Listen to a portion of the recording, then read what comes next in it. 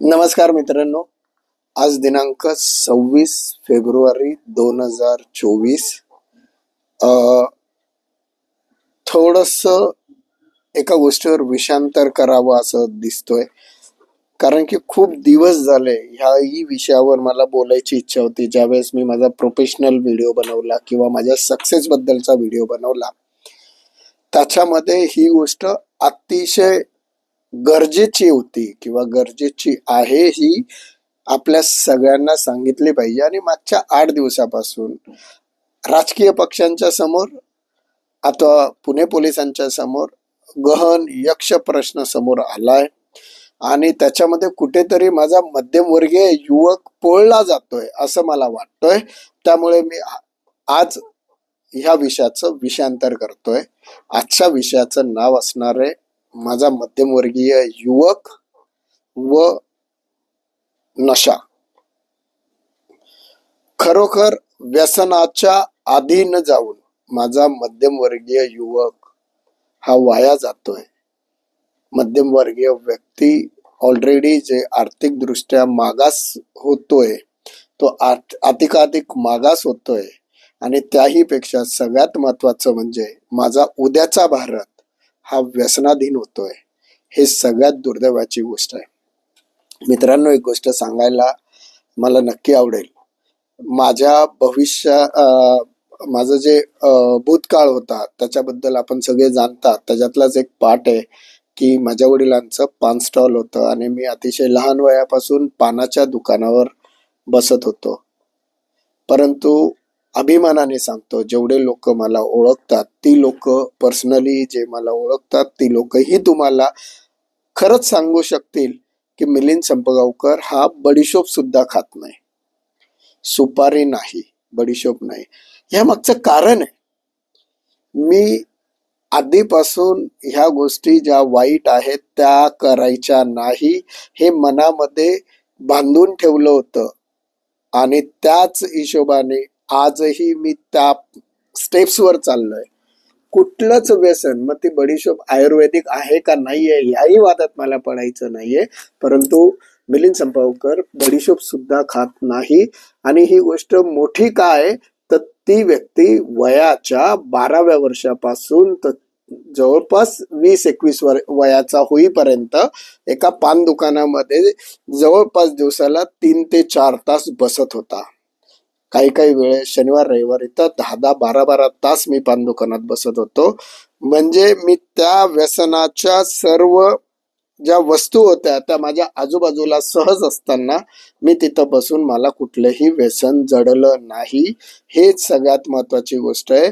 कारण मध्यमवर्गीय युवकांनी जर ठरवलं तर तो काहीही करू शकतो. मध्यमवर्गीय युवकांना माझा एकच सल्ला आहे, आपण जे व्यसन करत आहात, आपण ज्या सिगारेटी फुकताय किंवा दारू पिताय, याच्यापेक्षा त्या दारू आणि सिगारेट बनवणाऱ्या कंपन्यांच्या शेअर्स मध्ये गुंतवणूक करा. तेच पैसे आपण गुंतवणूक करा. एका बाजूला आपण म्हणतोय की आम्हाला कुठल्याही पैसे आमचे उरत नाही, तर दुसऱ्या बाजूला आपण नको त्या व्यसनांमध्ये नको तिथं पैसा वाया घालतोय, आपण कर्जबाजारी होतोय. ही दुःखाची गोष्ट आहे.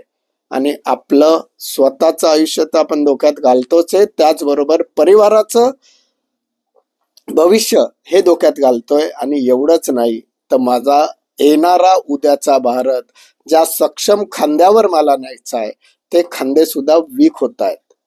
कसं मी बघू 2047 ला भारत स्वतंत्र 2047 ला भारताला आर्थिक स्वातंत्र्य मिळवून देण्याचं, जर माझा मध्यमवर्गीय युवक ज्याच्या खांद्यावर मी 2047 पूर्वी आपल्या देशाला विकसित राष्ट्र करायचं अशी संकल्पना मी आता मांडतो एका बाजूला, आणि दुसऱ्या बाजूला हाच मध्यमवर्गीय युवक व्यसनाच्या अधीन जातोय.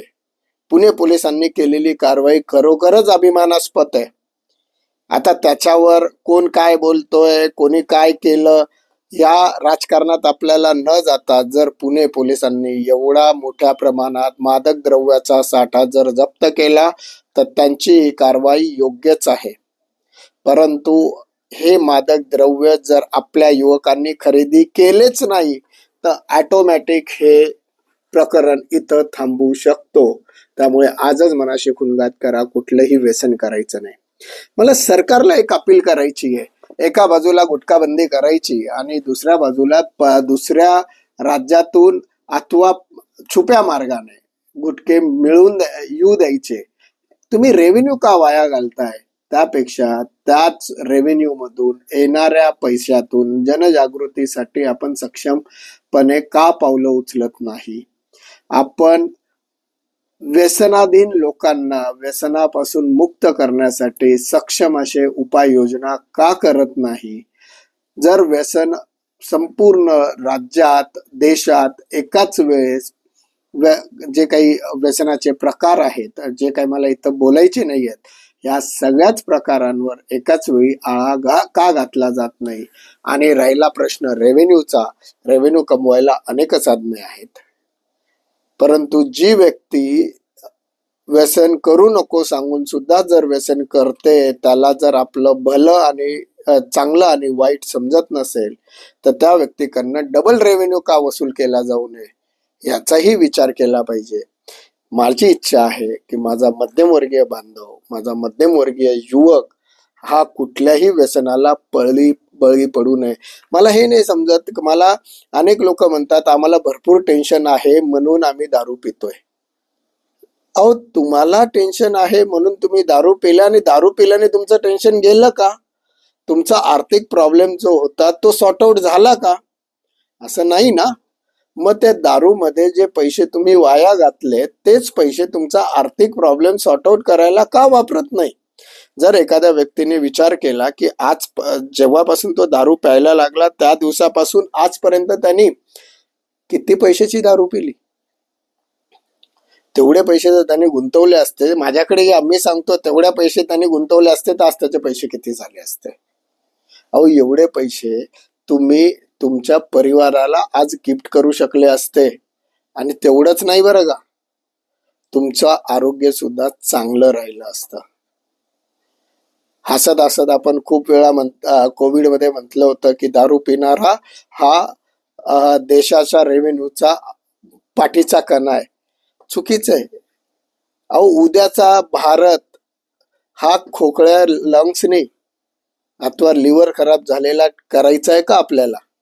नाही ना.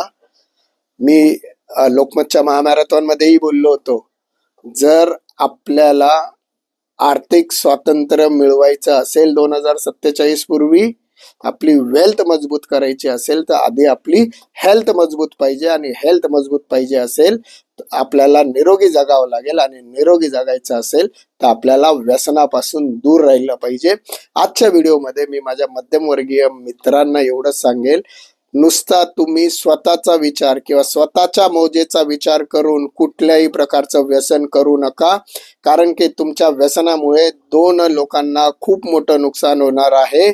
एक म्हणजे तुमचा परिवार, तुमचं आरोग्य, आणि दुसरा म्हणजे या भारत मातेला उद्याचा भारत निर्माण करण्यासाठी परत 25 वर्षाची वाट बघावी लागेल. कारण की ज्यावेळेस तुम्ही 25 वर्षाचे आहात, तुमच्या खांद्यावर आज देशाची धुरा देण्याची वेळ आली आहे. आणि तुम्ही व्यसनाच्या मागे जर लागलात तर या देशाची प्रगती कशी होईल याचा एक छोटासा विचार करा.